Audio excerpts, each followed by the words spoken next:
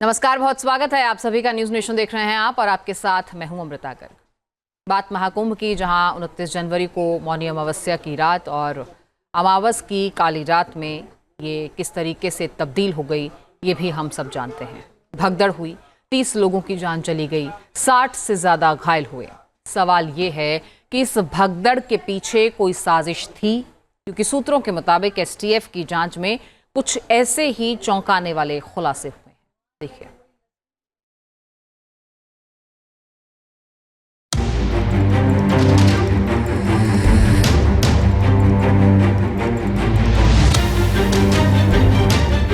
मौनी अमावस्या वाली भगदड़ किसकी साजिश का हिस्सा? 29 तारीख की रात भगदड़ से पहले किसने फैलाई थी अफवाह?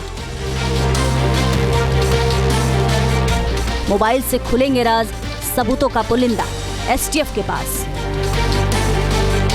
प्रयागराज मौनी अमावस्या के दौरान हुई भगदड़ के बाद इस पूरे मामले में अब साजिश की आशंका है। लिहाजा एसटीएफ अब साजिश की आशंका के मद्देनजर ही जांच में तेजी के साथ आगे बढ़ रही है।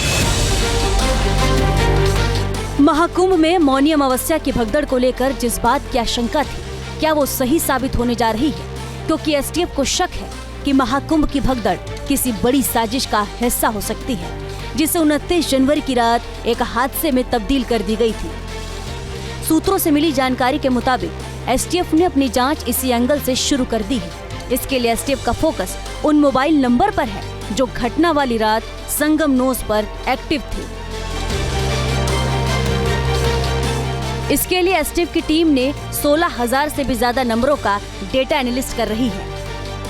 29 जनवरी की रात ये मोबाइल नंबर संगम नोज और आसपास एक्टिव थे। हैरानी की बात यह है कि कुछ मोबाइल नंबर भगदड़ के बाद से ही बंद आ रहे हैं। सूत्रों के हवाले से जानकारी सामने आई है कि एसटीएफ उन तमाम लोगों पर नज़र बनाए हुए हैं, क्योंकि भगदड़ के दौरान के बाद करीब 16,000 ऐसे फ़ोन नंबर हैं जो अब फिलहाल बंद हैं। इसके साथ ही साथ फेस रिकॉग्नाइजेशन ऐप के माध्यम से भी उन चेहरों तक पहुंचने का प्रयास किया जा रहा है जो भगदड़ के दौरान वहां पर मौजूद थे। भगदड़ वाली रात के बाद इन मोबाइल नंबरों का बंद होना किसी रहस्य से कम नहीं, और इसी बात ने एसटीएफ को चौंका कर रख दिया है। कोशिश ये है कि डेटा डंपिंग के जरिए नंबरों की पहचान की जाए और फिर इस मामले की तह तक पहुंचा जाएगा। सिर्फ मोबाइल नंबर ही नहीं, बल्कि एसटीएफ इसके लिए सीसीटीवी कैमरों का भी सहारा ले रही है। संगम तट के चप्पे चप्पे पर सीसीटीवी का पहरा है। ऐसी कोई जगह नहीं जहां सीसीटीवी की पहुंच नहीं। ऐसे में माना जा सकता है कि भगदड़ वाली रात का पूरा मंजर सीसीटीवी में कैद हुआ होगा। इसलिए एसटीएफ अब सीसीटीवी कैमरों को खंगाल रही है।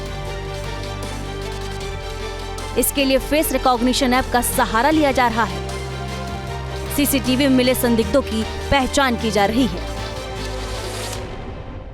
तमाम सीसीटीवी फुटेज भी खंगाले जा रहे हैं कि यदि किसी भी तरह की आशंका ऐसी है कि अगर इस पूरे घटना को अंजाम देने का प्रयास किया गया है तो उन लोगों तक पहुंचकर जल्द से जल्द उनके ऊपर कानूनी कार्रवाई की जाए। इसी दिशा में एसटीएफ अपनी जांच को अब तेजी के साथ आगे बढ़ा रही है। यानी एसटीएफ की नजर हर किसी पर है जो मौनी अमावस्या वाली रात को गतिविधियों से संदिग्ध दिख रही थी। सूत्रों के मुताबिक एसटीएफ जिस अमिताभ यश महाकुंभ मेला क्षेत्र में डेरा डाले हुए हैं, वो अपनी टीम के साथ मामले की जांच में जुटे हुए हैं। कहा जा रहा है कि भगदड़ के दौरान इस बात के आरोप लगे थे कि भीड़ के बीच कुछ युवकों ने धक्का दिया था और लोगों को गिरा दिया था। इसका एक वीडियो भी वायरल हुआ था। एसटीएफ अब उस शख्स तक पहुँचने की कोशिश कर रही है जिसने अपनी आंखों से उस रात के मंजर को देखा था। 20 को लेकर थे ना, वही सब पूरा एकदम उधर से कस एकदम तोड़ दिए, सब चढ़ रहे एकदम, पूरा एकदम सबके धांगने लगे। बस सब जो गिरे 1 बजे टेले ना से सब उलट गए। हम लोग थोड़ा सा किनारा में थे तो हम लोग के भी सोचे कि मैंने धक्का देकर गिरा दूं, लेकिन तैयो अड़ल हैं हम लोग। फिर आगे जाकर फिर वो सब धक्का मार दिया।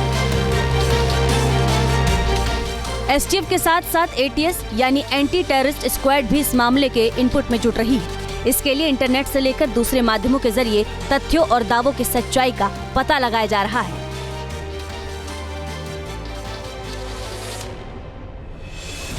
वॉच लिस्टेड की गतिविधियों को भी खंगाला जा रहा है। कई संदिग्ध मोबाइल नंबर को सर्विलांस पर लाया गया है। मौनी अमावस्या की भगदड़ के पीछे साजिश होने की आशंका इस बात की भी जताई जा रही है क्योंकि उस रात 3 जगहों पर भगदड़ की खबर आई थी, इसलिए एसटीएफ का शक और भी गहरा गया है।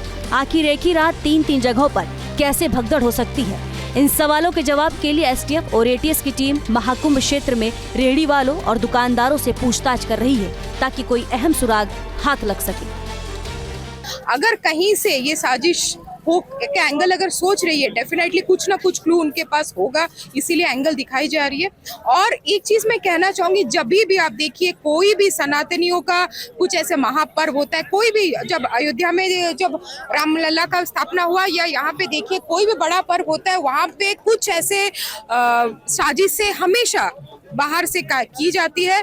और योगी जी को या माननीय प्रधानमंत्री नरेंद्र मोदी जी को बदनाम करने के लिए बहुत सारे forces not only with in India बाहर से भी काम कर रही है। इतना बड़ा करोड़ का आयोजन, पृथ्वी का सबसे बड़ा आयोजन है ये, और यहाँ पे अगर इतना आयोजन कोई कर रहा है 45 दिन के लिए, इतना छूक से तो करेगा नहीं।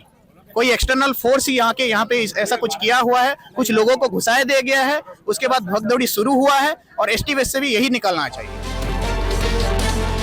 सीएम योगी को भी लगता है कि भगदड़ के पीछे कोई साजिश हो सकती है। उन्होंने कहा कि लोगों को गुमराह कर सनातन के खिलाफ साजिशें की जाती हैं। कुछ लोग लगातार गुमराह